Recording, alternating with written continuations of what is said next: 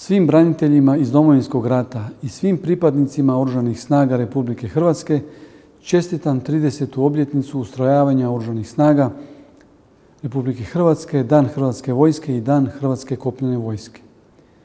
Obilježavajući 30. godišnjicu stvaranja Hrvatske vojske, ponosni na svoju prošlost, gledamo prema budućnosti, ne zaboravljajući sve one koji su velik dio svojeg života utkali u razvoj Hrvatske vojske i domovine Hrvatske.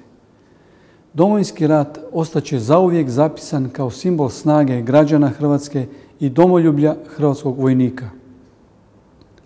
Na tim temeljima izgrađene su današnje oružane snage koje na najbolji način spajaju našu slavnu vojnu tradiciju sa znanjem i sposobnostima koje donose mladi naraštaji.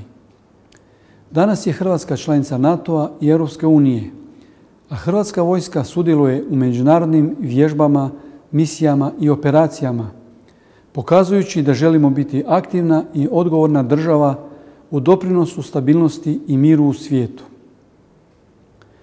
Hrvatska vojska transformirala se u manju, ali profesionalnu i modernu vojnu snagu. Temeljne misije Hrvatske vojske ostaju obrana domovine, doprinos međunarodnoj stabilnosti i miru, te pomoć civilnim institucijama.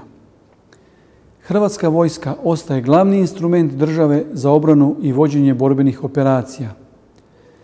Hrvatska vojska je opremljena, uvježbana i spremna za svoje temeljne zadaće.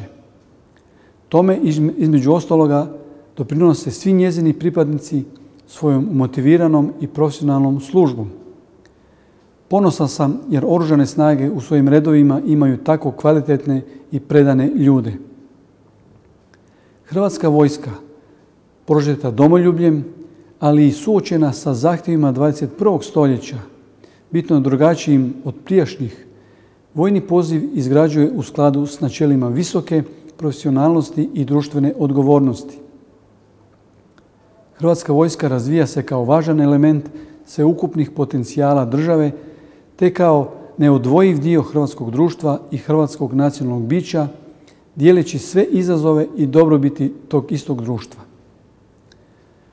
U povodu Dana Oružanih snaga Republike Hrvatske s posebnim pijetetom prisjećamo se svih poginulih hrvatskih branitelja i invalida Domovinskog rata, koji su nam omogućili stvaranje slobodne, samostalne i suverene Republike Hrvatske.